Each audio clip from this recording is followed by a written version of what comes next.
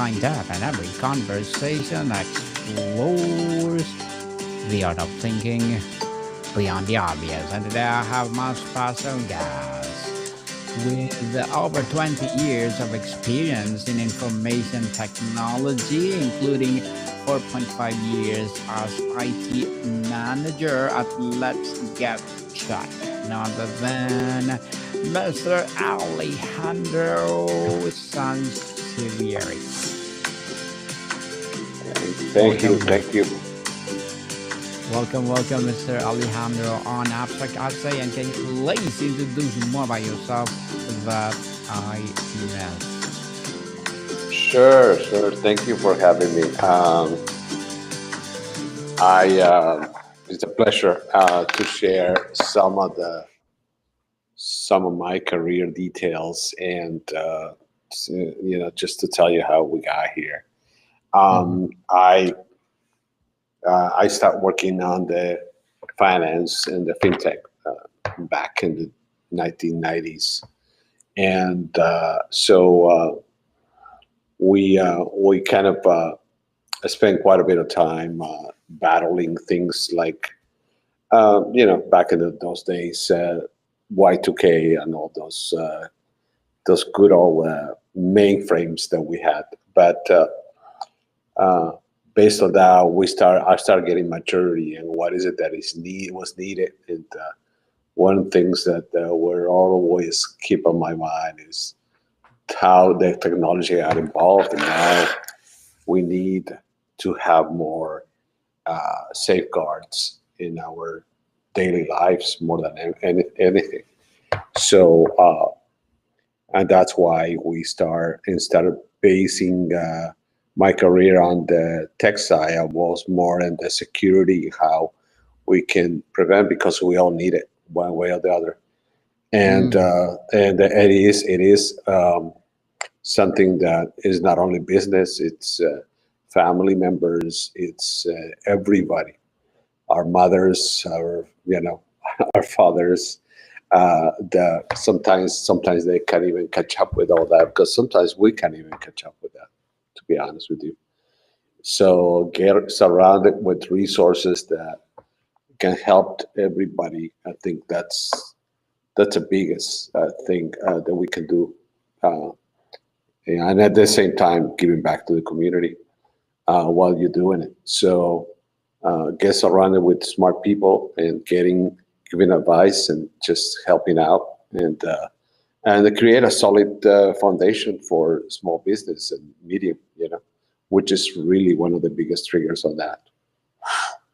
I like that, Mr. Alejandro. Surrounded with smart people. And thank you so much for sharing your knowledge and wisdom to the world. And today, let's talk about planning is key. So, the planning paradox. In a world that glorifies agile and pivoting, why is having a detailed long term plan more crucial than ever? Is it rigid plan the enemy of adaptability? Yeah, and in a way, we kind of try to get together with most of our clients to get a concise plan, the what if statement, which makes a solid foundation for any business in a way. And just trying to get our worst case scenario will give you the leverage to be in a place that it will keep you solid uh, as a marketing brand, and keep your brand protected somehow. Uh, my teacher back in the day used to tell me that, even a house with a fence will keep the bad guys away, and just a little fence will help, right? So, with that analogy, I always say, well, you don't have to be the top notch, but at least just try to be in the middle, or make sure that you're ready for the next step, and that will give you an edge regardless, right? Mm-hmm. So, and you have to kind of consider what is it that you have from your clients, what kind of responsibility you have there, and you wouldn't be, and you have to put yourself as a client always and say, is that really what your clients will actually want from you? Is protecting the data, protecting what you have from them, and making sure that those things are not out there. So, uh, and as we've seen over and over and again, uh, data breaches are something that it's a monthly, the monthly mad news of every newspaper. And so getting educated is number one. We kind of know that uh, sometimes social media play against us, and getting things out of the open sometimes is not the best way. And so we need to be mindful and getting all our perspective about life in a different way. So that's what really we tackle, and we make sure that those things are in place. And every company is different because of their business, right? So Yeah. you need to kind of make sure that those all the employees are also educated, because the weekend link could be anybody. It could be the receptionist. It could be even the guy who runs the elevators. You never know. You never know, for sure. And Mr. Alejandro, what does the simple act of having a written plan, even in imperfect, fundamentally change a leader's psychology and the team's morale when facing uncertainty? Yeah, we actually try to get a very good base ground on at the management level, because that's what really you start getting a more correction throughout the company, and getting getting to that level will actually give you a solid foundation for safety, and try to understand and let them know how important is that. And once you get to that, and you hit right on it, and you show them the cases, this is not something that it has never happened. It happens. So once you get to that level, then things will go well. We actually do a quarterly education also, classes, to make sure that everybody on the staff are well aware of it. And we also encourage share the knowledge to either family members, because as you know, our parents, and our neighbors also need that help, especially in these times. Mm-hmm. Certainly, yeah. So, Mr. Alejandro, for someone overwhelmed at the start, what is the single most important element to define before anything else in a plan? Yeah, well, we actually try to uh, we spend quite a bit of time listening to their needs, and because like I always say, every business is different, so uh, urgencies are different. But then after we spend time with them, we kind of make sure that we find our key components of the company, and say, okay, well, these are the team drivers that it will make that plan happen. Is really, we're gonna just guide them through it. They will do they will do the rest, and that's really how that's our main goal, is to make sure that we can pinpoint key players to create a plan to have a stability to the business. And at the same time, we actually get all other technical, I will say, scenarios in place to make sure that that is a solid foundation. The three places back, very important. The security level, it's not only about a username and a password anymore. Make sure that your 2FA is in place. Make sure that you do have a plan B in every situation. And sometimes it's not about also the money. It's all about also about the time that you can spend on that. It doesn't have to be 4 hours of training, but if you do it incremental, 1 hour a month or one even 1 hour a week will help just to get all that documentation properly set and you be ahead of the game once that happens. Mm, yes, definitely. How do you bridge the gap between the natural planners who love the process and natural doers who see planning as a procrastination? How do you make planning actionable for the latter part? Yeah, those are sometimes the challenges, right? But once you start seeing the crisis that are out there, and one of the things that they actually are trigger most of the times are the cybersecurity insurance, let's say, right? So you Mm-hmm. do have you have all those key points that you have to meet regardless. And if you, let's say, you don't have to meet it, but then at the same time, your expenditure will be up a little bit more. So if you can show all the brokers and all the insurance companies that you have a solid plan, things will go a lot easier, especially on your budget. So those are a very important keys. And once you can become the driver, things will get taking place a lot easier. Yes, definitely. And Mr. Alejandro, the time horizon dilemma. What is the right balance between a detailed 90-day plan and a visionary 10-year plan? Where should the most of the energy go? Very, very good question. Uh, we usually try to make sure that uh, all those vendors are properly checked every year. And as you know, some solutions that we might be using today might not be the ones for tomorrow, right? So Mm-hmm. those are the things, the key pieces that you need to always keep in check and see if that's really what you really want. Sometimes you get a provider and you think that provider will last longer, 5, 10 years. Maybe not. Maybe you're in a different area at that time. So those are things that you need to check every time. And like I always say, every company is different.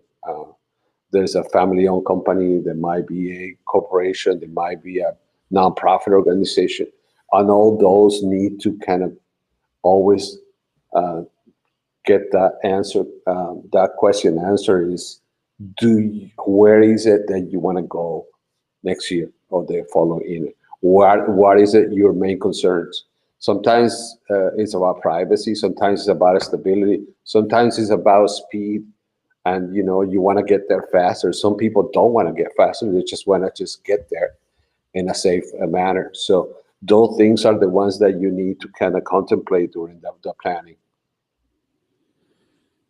Interesting, Mr. Alejandro. How do you build a plan that is robust enough to provide a direction but flexible enough to accommodate the inevitable black swan events for a major opportunities you can foresee? That's a good one. We try to base all those conversations with, like I said, big key players to make sure that we are in a very close contact with the mission statement for the companies, because those are the most important parts, right? And Mm-hmm. once you get that level of conversation, then you'll see exactly how you're gonna be able to help them in any way, shape, or form.